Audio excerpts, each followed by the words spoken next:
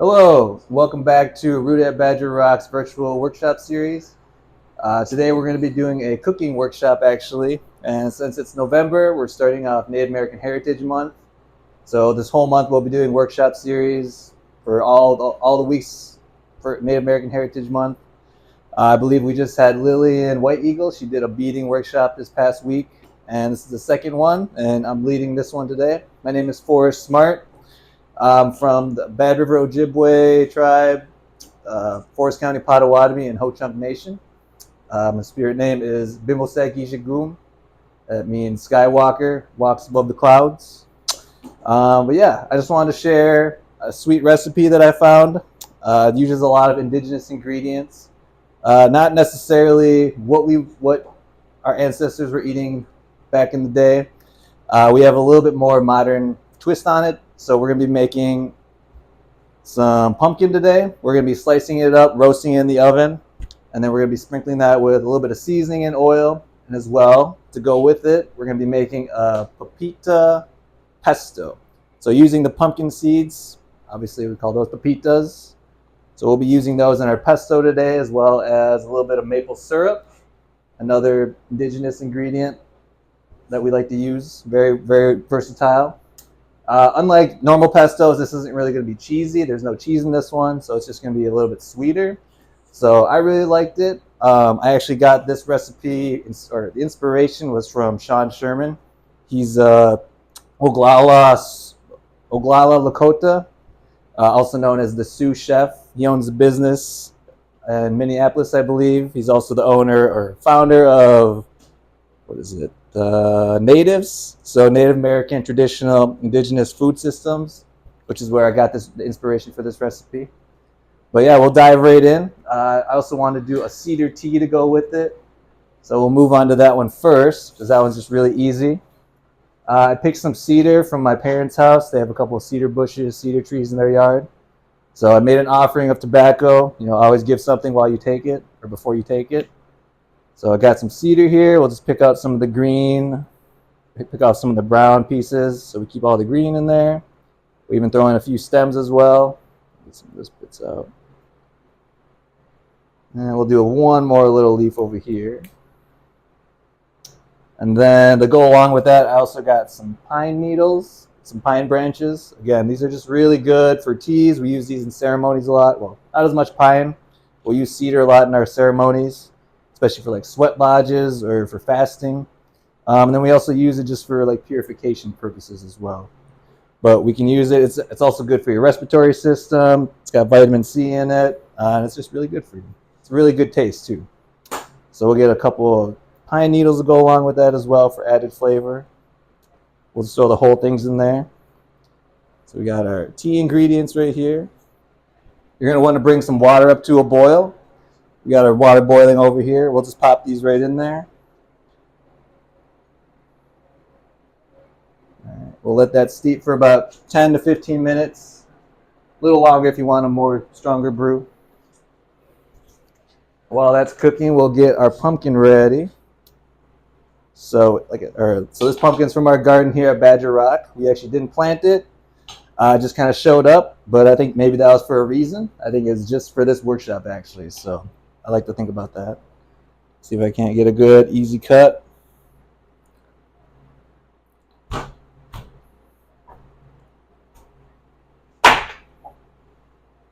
Yep. And you don't have to use pumpkin. We also have like acorn squash you can use. Acorn squash is a little bit sweeter, or any kind of winter squash that you have. You can always just use those. But we have pumpkins at our garden here at Badger Rock, so I figured we'd use them up. So we got our pumpkin halved. I'll just take this one without the stem. You're going to get all the insides out, all the seeds as well.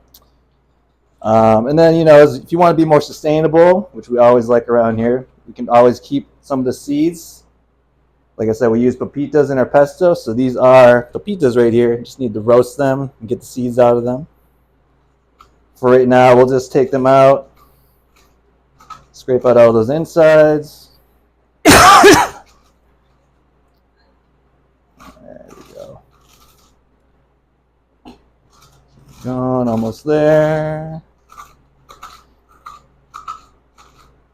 And actually, I was watching a video that Sean Sherman did on this recipe, which actually you should go check out his YouTube channel, Natives, Natifs. His YouTube channel, he's got a lot of great info on there, as well as recipes and a lot of good resources there. But he recommends especially using all these pumpkin guts too. So I'm going to save a little bit of these, and we can actually put these in our pesto. Just want to make sure we don't get the seeds in there as well. So, just try to be resourceful, sustainable as possible. So using every little bit of the vegetable as we can. So I'll just save a little bit for flavor. So we'll save this much for the pesto. So now we have our half with all the guts out, or all the insides out. We're just going to cut this into little, maybe like 1/2-inch slices. So again, just be very careful when you're cutting your pumpkin. Make sure you get a nice flat surface. A sharp knife is always good too. And we'll just cut some small slices out.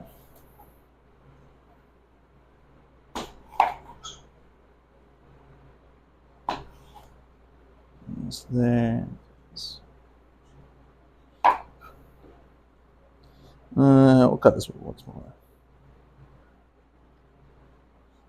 Right. And I'll just do half just for time's sake. So we got all of our little half moons over here. I'll pop it over to our tray. Get these lined up. Kind of doesn't really matter. Just kind of throwing them on there. And then for seasonings, we're just going to have a little bit of olive oil. We'll just kind of sprinkle some of that on.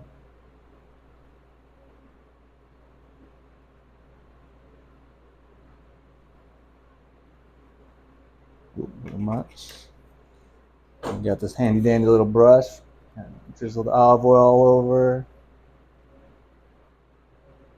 And if you want, you can use some maybe savory fats like butter as well. I know my family likes to use that too, just adds more flavor. But vegetable oil is all good, olive oil, whatever works best for you.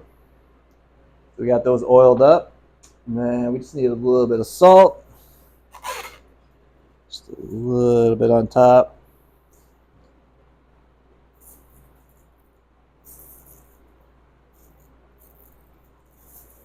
I like a little bit of pepper as well, a little black pepper. Oh, this one's not even open yet. Look at that.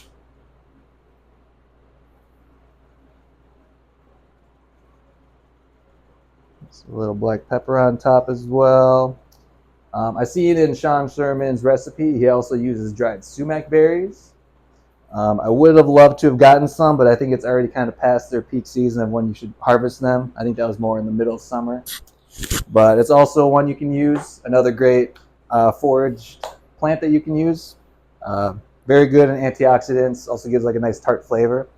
So if I had the chance, I would have ground some sumac berries up. I would have sprinkled that on top of here too. But this will be good for now. So we got our slices with olive oil, a little salt and pepper. We would want to throw this into the oven at 375 for around 35 to 40 minutes, or until they're nice and tender. So you can poke a fork in them, they just kind of go right into them. But we'll leave this to the side. We'll get these in the oven in a minute. In the meantime, we'll work on our pesto. So again, this is a little different than your regular pesto. It's not going to be savory. Like I said, there's no cheese in it. But the kind of kicker in this one is we're going to use some maple syrup. So it's going to have a nice sweet flavor, as well as kind of nutty from the seeds. And then we're going to fulfill it with some sunflower seeds as well. So we're going to do about 1/4 cup of pepitas.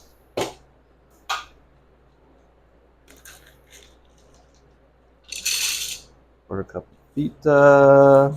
Do 1/4 cup of sunflower seeds as well. And again, we'll have the recipes in the comments for anyone who wants to have perfect measurements. But yeah, sometimes I like to kind of just eye up things a little bit more. And then we're going to throw in our pumpkin guts that we saved over here. Again, add a little bit of flavor and to use up as much of the vegetable as we can. And then as our green for our pesto, you could use spinach, you could use basil. We have kale right now because it's still doing really good in the garden. So we're using some of our kale from our Badger Rock garden as well. Just rip up a few pieces of that.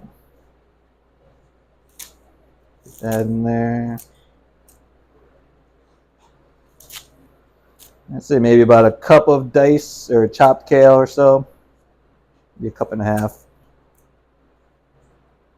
those in. Let's do a little bit more.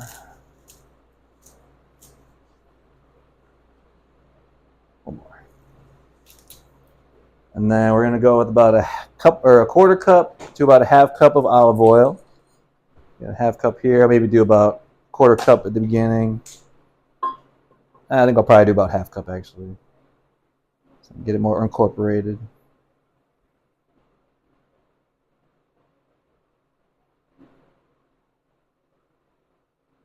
Got our oil in there. And we're gonna have our maple syrup. We're gonna do about 3 to 4 tablespoons, just depending on how sweet you want it. I think 3 tablespoons is enough, but if you really want like a sweet not sweet dressing, sweet sauce, a sweet pesto, you can go 4. 1, 2, we'll do 3.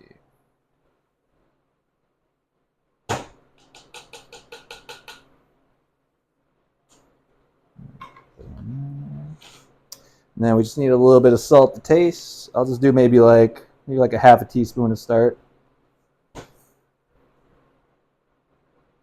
Just a little more. All right. So we got all of our ingredients in our blender. Pop the top on. Let's see how well this one works.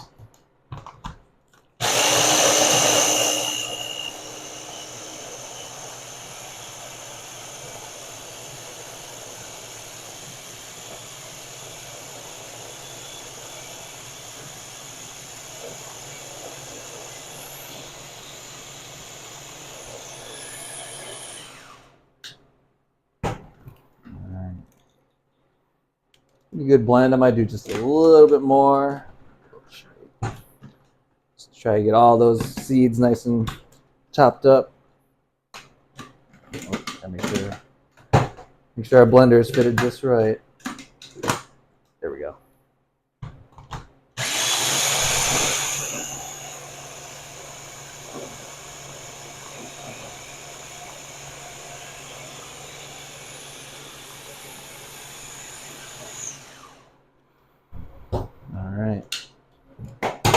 There we go. Here's our pesto. There's still a little bit that could be more chopped up in there, but I think this will be good for right now. Smells very green, very kale-y, but it also smells kind of sweet though. I like that. All right, so now we have our pesto ready, and I made some slices beforehand. So we'll cut to our cooked squash over here. So again, so I cooked up some acorn squash, but this is our final pumpkin over here as well. And then for serving, I guess I could just use this bowl over here as well. We just want to take a few of our pumpkin slices, and then we'll just grab a little bit of our pesto.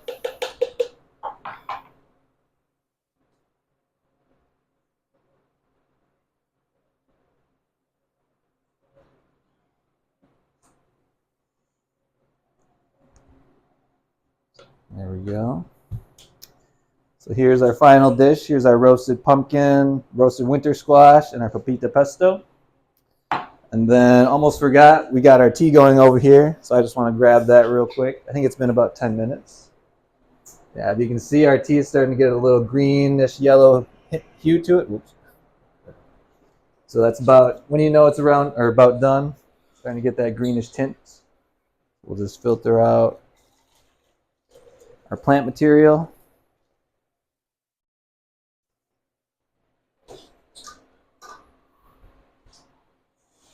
And then with this tea, you can drink it straight as is. I like to do that a lot of times, but if you kind of like a little bit of sweeter tea a lot of times, you can just grab your handy dandy maple syrup. And I had a cup around here. I'm not sure where it went, but you can just fill up a little cup with some maple syrup, pour your tea right in and serve it. That'll help dissolve all the sugar. Nice and tasty, really good for your tea. And then, yeah, just back to our dish. I just want to give it a little bite since I'm right here.